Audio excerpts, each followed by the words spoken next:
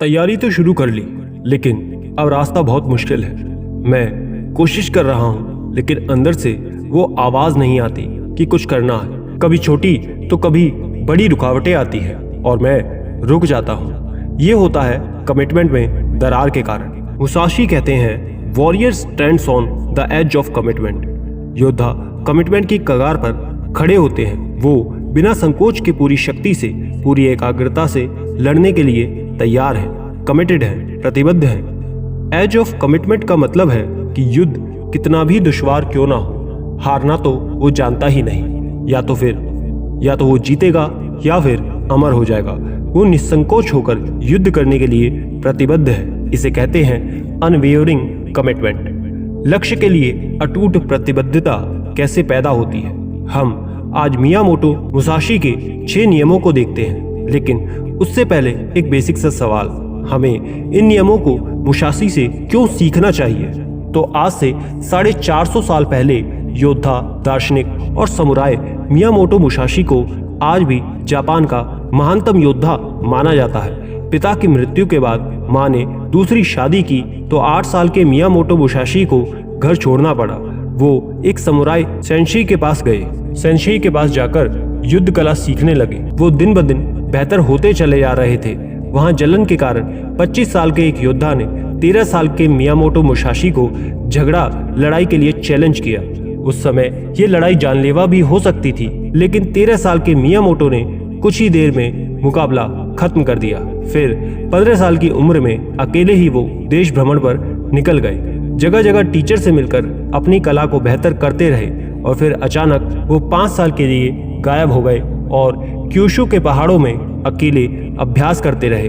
फिर वापस आकर उन्होंने कई युद्ध जीते।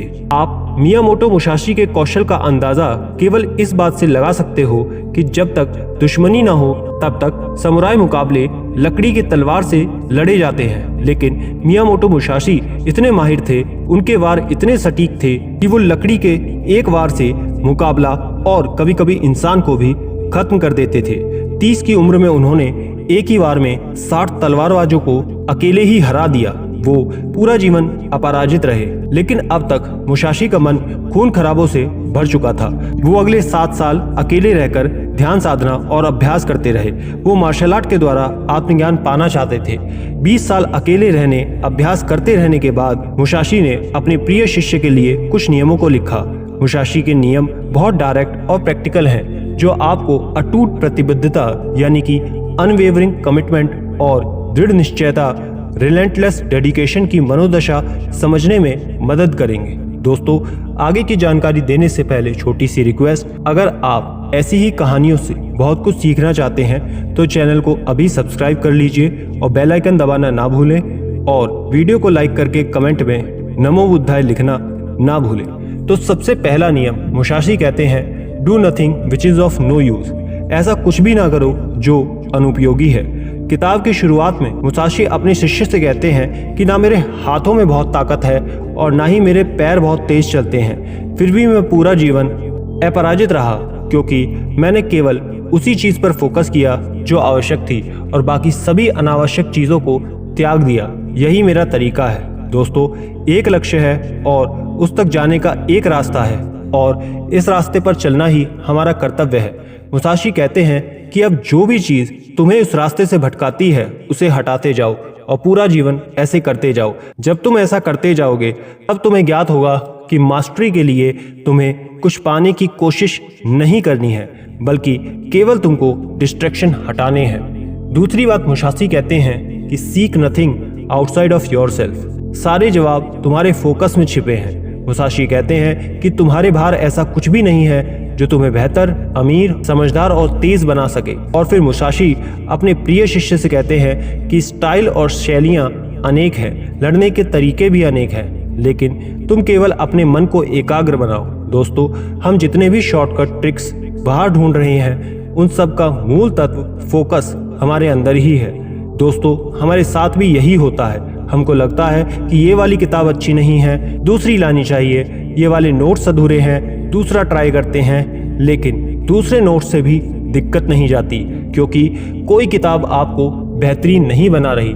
आपके कंसंट्रेशन का क्या लेवल है आप उसे कैसे पढ़ रहे हैं, सिर्फ ये चीज आपको बेहतरीन बनाती है। चाहे वो पोमोडोरो टेक्निक हो या फिर जर्नल राइटिंग या विजुअलाइजेशन, ये सब चीजें आपको कंसंट्रेशन, इमेजिनेशन, विल पावर का बेहतर उपयोग करना सिखाती हैं, जिस कारण मास्टरी प्रकट होती है। इसलिए मुसाशी कहते हैं कि लगातार ध्यान, कल्पना शक्ति और अलर्टनेस को बेहतर बनाओ। कमिटमेंट के लिए अगली बात मुसाशी कहते हैं कि कभी दुखी होकर लॉन्ग टर्म्स डिसीजन मत लो। जब नेगेटिव इमोशन स्टेट में होते हैं तब आप कंफर्ट जोन में चले जाते हो। उस समय फिर जो भी आप डिसीजन करते हो अपनी कमजोरी को उसका आधार बनाकर लेते हो कि मैं तो इतना ही कर सकता हूँ, इससे ज्यादा करने की मेरे अंदर क्षमता नहीं है। इसका मतलब है कि आप चिंता और डर में जो भी डिसीजंस लेंगे वो आपकी काबिलियत से बहुत कम के होंगे। ये डिसीजंस कभी आपको चैलेंज नहीं कर पाएंगे, यानी कि कभी आप अपनी क्षमताओं को विकसित नहीं कर पाओगे। आपने ये देखा ही होगा कि जब आप बहुत समय तक नेगेटिव मेंटल स्टेट में होते हो तभी हार मानते हो, तभी आसान रास्ता चुनते हो। इसलिए जीवन के सबसे जरूरी डिसीजंस लेते समय सचेत रहो कि कहीं मैं कमजोरी में या फिर दुखी होकर फैसला तो नहीं कर रहा। मुसाशी का चौथा नियम बड़ा सटीक है, do not seek pleasures for its own सेक। केवल मजे के लिए कुछ भी मत करो।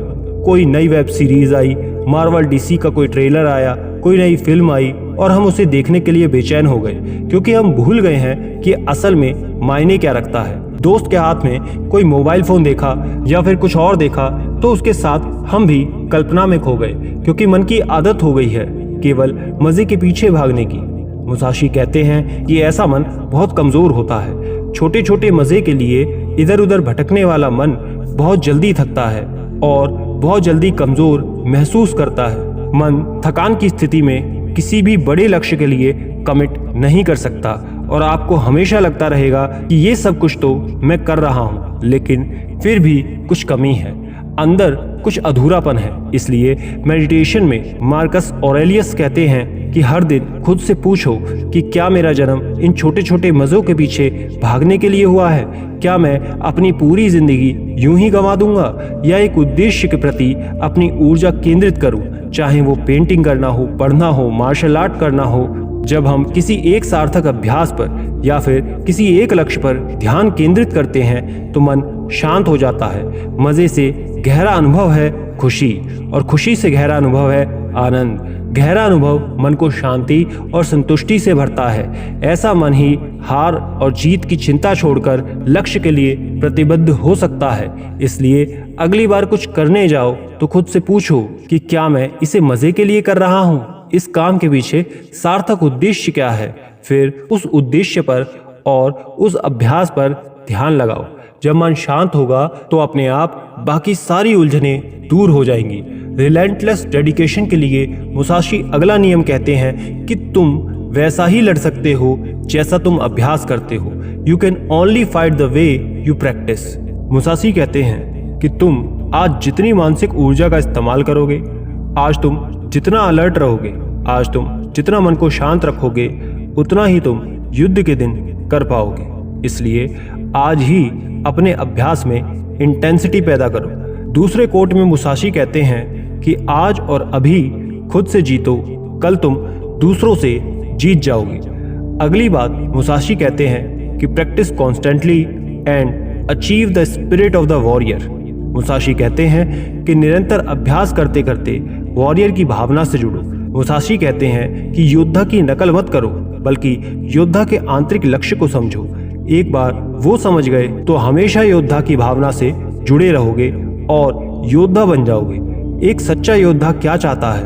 एक सच्चा योद्धा डर और गर्व को जीतना चाहता है, क्योंकि वो जानता है कि इनके मिटने से ही मन एकाग्र होता है और शरीर अपने आप खुद युद्ध करता है। योद्धा का लक्ष्य हमेशा खुद को जीतना होता है, इसलिए वो हर दिन निरंतर अभ्यास करता है। दोस्तों, उसी तरह आपको विराट कोहली का डेली रूटीन या डाइट प्लान से ज्यादा उनका माइंडसेट समझने की जरूरत है कि वो किस भावना से, किस इंटेंशन के साथ प्रैक्टिस करते हैं। एक इंटरव्यू में विराट कोहली कहते हैं कि अगर मैं फील्ड पर 1% भी बेहतर कर सकता हूँ, फिट रहने की वजह से एक कैच भी ज्यादा पकड़ सकता हूँ, तो उसके लिए मैं 365 दिन कष्ट सहन करने के लिए तैयार हूँ। और ये सब करके मैं खुश हूँ, क्योंकि मैं अपने देश के लिए, अपनी टीम के लिए कोई कसर नहीं छोड़ना चाहता। ये मेरा कमिटमेंट है। दोस्तों, आपके लिए 1% बेहतर होना कितना मायने रखता है। आपका हर दिन थोड़ा बेहतर भी होना आपके लिए, आपके भविष्य के लिए, आपके परिवार के लिए कितना मायने रखता है। हर दिन इस भावना से जुड़ो और अभ्यास करो। इसलिए मुसाशी कहते हैं, practice constantly and achieve the spirit of the warrior. अब इन सभी पॉइंट्स की समरी देख लेते हैं। पहला point, do nothing which is of no use. ऐसा कुछ भी मत करो जो अनुपयोगी हो। मास्टरी के लिए तुम्हें कुछ पाने की कोशिश नहीं करनी, केवल तुम्हें डिस्ट्रैक्ट होना छोड़ना है। दूसरी बात, मुसाशी कहते हैं, seek nothing outside of yourself. सारे जवाब तुम्हारे फोकस में छिपे हैं। तुम्हारे बाहर ऐसा कुछ भी नहीं है जो तुम्हें ताकतवर, अमीर, समझदार या तेज बना सके। तुम केवल अपने को एकाग्र बनाओ। तुम जितनी शॉर्टकट ट्रिक्स बाहर ढूंढ रहे हो, उन सब का मूल तत्व यानी फोकस तुम्हारे अंदर ही है। तीसरी बात, कभी दुखी होकर लॉन्ग टर्म डिसीजन मत लो। कभी दुखी होकर लॉन्ग टर्म डिसीजंस बिल्कुल मत लो। जब हम दुखी होते हैं तब हम कंफर्ट जोन में चले जाते हैं और वहां से डिसीजंस लेते हैं, तब हमारी क्षमताएं कभी विकसित नहीं हो पाती। चौथा, do not seek pleasure for its own सेक। छोटे छोटे मजे के लिए भटकने वाला मन थक जाता है। थकान में कभी एक बड़े लक्ष्य पर कमिट नहीं कर पाता, जिस कारण से हमेशा लगता है कुछ अधूरापन है, कुछ कमी है। पांचवा, तुम वैसा ही लड़ सकते हो जैसा तुम अभ्यास करते हो। You can only fight the way you practice. तुम वैसा ही लड़ सकते हो जैसा तुम अभ्यास करते हो। आज तुम जितनी मानसिक ऊर्जा का इस्तेमाल करोगे, आज तुम जितना अलर्ट रहोगे, तुम युद्ध के दिन उतना ही बेहतर कर पाओगे। इसलिए आज ही अपने अभ्यास में इंटेंसिटी पैदा करो। छठा है, practice constantly and achieve the spirit of the warrior. योद्धा की नकल मत करो, बल्कि योद्धा के आंतरिक लक्ष्य को समझो। योद्धा हमेशा अपने अभ्यास के द्वारा गर्व और डर को मिटाना चाहता है।